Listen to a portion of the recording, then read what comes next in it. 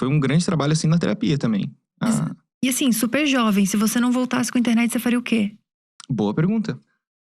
Não chegou a se questionar sobre Boa isso não, pergunta. na época? Eu me questionei um pouquinho até recentemente se eu gostaria ou não de voltar pro curso de psicologia, que eu nunca terminei. Dediquei bastante do meu tempo livre nesse período que eu fiquei parado a exercício físico e entender um pouco de investimento. Entendi? Legal. Não entendi nada. Total, não, Entendi com absolutamente nada, assim. Aí eu difícil sempre... mesmo. Nossa, cara, pelo amor de Deus. O que é CDB? Não sei até hoje. Eu tenho... Ninguém sabe? Beleza. Só pra eu saber se eu era a única. Total. Aí eu conversava com o meu corretor, ele me passava algumas coisas assim e tal. Sempre com o pé atrás, né? Sempre com o pé atrás. Um corretor de investimento, você sempre tá com os dois pés atrás, assim. Você acha, vou colocar o dinheiro no lugar errado aqui, que ele tá querendo. É interesse pessoal. Interesse pessoal. Não, ele tava Fico com o pé sempre atrás. apavorada. Ele tava com o pé atrás e ele assim, olha só, tem um pouco de receio nesse daqui, mas se tu quiser a gente pode arriscar, você vai. Louco, maluco, né?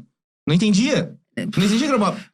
Várias aspas aqui, ok? Aposta, sabe? Porque tudo pode acontecer. Exato. Não é necessariamente uma aposta, sabe? Nossa, tu gente, consegue pra fazer mim estudos, mas é enfim. desesperador pra mim isso, tá? Desesperador. Nossa, Mas foi muito terrível. bom. Eu tenho bastante ativo, então tá sendo bem legal.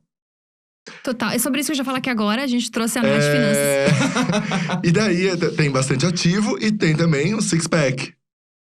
O six-pack... Não, CrossFit, né? Você virou né? Ih, ele tava ainda na finança. Ele falou que o Six-pack, CDB. É tipo CDB? Renda fixa, ele ficou... Não entendi. Nossa, six-pack não tá rolando no momento, não. Mas, amigo, você se dedicou e você fez uma transformação, assim, de saúde mesmo. Foi. Que a gente tá Saúde. buscando. A gente tá buscando, né? Que assim, cara, você tava andando de marmita. Fala mais sobre. O último evento que eu fui na minha vida até agora foi um Anime Extreme, que eu falei pra Thaís essa vez, olha só, preciso levar essa marmita aqui.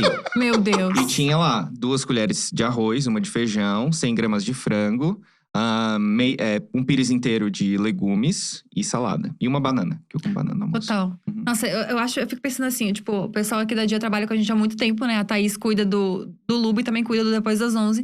E coitada da Thaís. Fica aqui o nosso agradecimento pra Thaís, porque ela já passou por cada coisa com a gente que nem precisava passar. Já. É sempre eu que esqueço um absorvente, a Thaís corre pra buscar um absorvente que nem precisava. É um desodorante que eu esqueço. Ela foi atrás de colírio pra mim já também. Amiga, esses dias eu cheguei, ela tava com o aplicativo aberto aqui pedindo ovo. Eu falei, Thaís, tá tudo bem? Ela falou, não, o Luba pediu ovo. Falei, como é que o Luba me pede um ovo? 10 horas da manhã o Luba me pede um ovo. Coitada da Thaís. Coitada da Thaís, Eu pedi 2 de ovos verdade. cozidos pra comer antes do Podiversos. Acontece isso, de verdade. Amigo, mas você puxou um assunto ali falando que a terapia ajudou muito. E realmente, eu acho que assim, é uma coisa que a gente sempre fala aqui com todo criador que entra pra fazer uma entrevista, do quão isso é importante. Porque realmente mexe muito com a nossa cabeça tudo isso, né? Você passou por momentos que muito possivelmente foram bem difíceis pra você ao longo desses 11 anos de internet. Sim, com certeza, com certeza. Teve muitas crises de ansiedade, teve depressão, teve... Que eu lembro, teve 2 crises de pânico, assim, logo antes de eu entrar no avião. Uau. Então teve bastante momento difícil, assim, mas Aqui, ó, vou quebrar o tabu, tá? Vocês estão preparados pra ouvir a quebraceira? Abaixa o som aí, galera. Abaixa o som. Abaixa o som aí. Cuidado com os cacos a hora que quebrar o tabu. Terapia não é coisa de louco, viu? Esse é o tabu sendo quebrado. Caramba, Gostaram? eu senti daqui. Gostaram? Eu senti daqui, com certeza. Mas, na verdade, foram 2 coisas que me ajudaram, assim, né? A filosofia estoica. O estoicismo é uma filosofia de 2000 anos atrás que, basicamente, o core todo da filosofia é focar no que você consegue controlar e se desprender daquilo que você não consegue controlar. Quando você se desprende daquilo que você não controla, entende que as coisas externas você não controla, você sofre menos.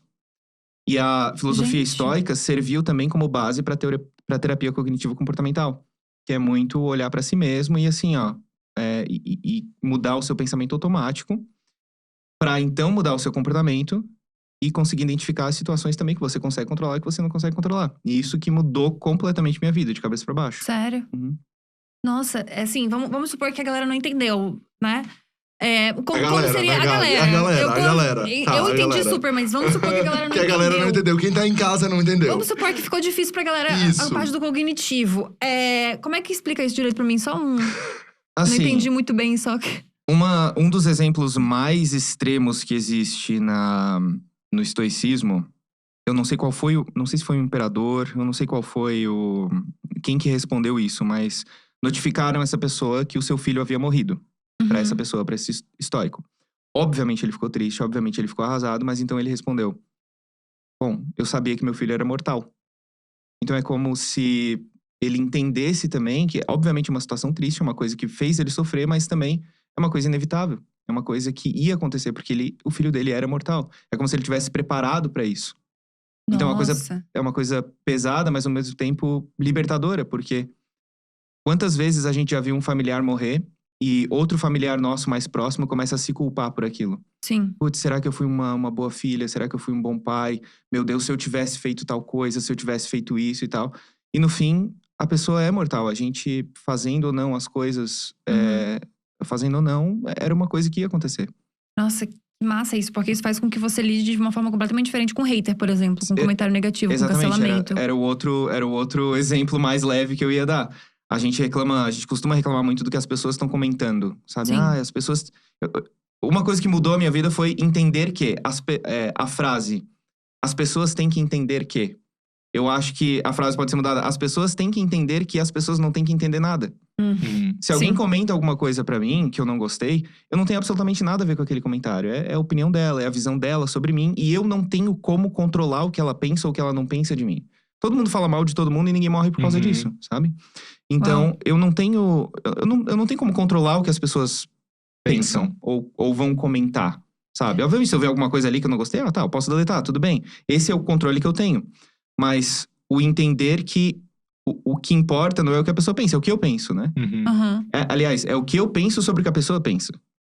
Nossa, amigo. Quando você tira o poder da pessoa te afetar com palavras, você é o dono do que você sente, né?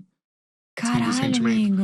É muito doido, porque é aquela história, né? De como a mensagem tá sendo passada e como ela tá sendo absorvida e compreendida, né? Não é mais uma coisa do nosso controle. Não é da sua... Isso aí, tipo, cara, a gente tá falando aqui. Não é se as pessoas estão ficando com raiva, se as pessoas estão ficando alegres, a gente tá falando. É isso, né? É a percepção delas. Claro que a gente tem uma responsabilidade sobre como a gente passa, mas a partir do momento que a gente passou, cara, dali pra frente... você tem responsabilidade sobre o que você faz, né? Não pelo que os outros pensam. Isso, exatamente. É muito legal que a gente já tá recebendo muitas pessoas aqui no podcast, né? E é muito legal que quando a gente entra nesse assunto de hater, de cancelamento, de comentário ruim, cada um tem uma vivência completamente diferente da outra. E, tipo, o Gusta, por exemplo, falou que tem dia que mexe muito com ele, quando ele não tá legal. O Jean, que eu acho que é genial, que eu levei pra vida, ele falando que é uma monarquia, que ele que decide, tipo… Deleta mesmo, foda-se, vou bloquear também, não sou obrigada a nada. Totalmente direito dele, ele não é obrigado a nada. Exato. Acho que quando entra nesse assunto, é muito legal como cada um tem uma vivência, tem uma experiência a partir disso e lida com isso de uma maneira.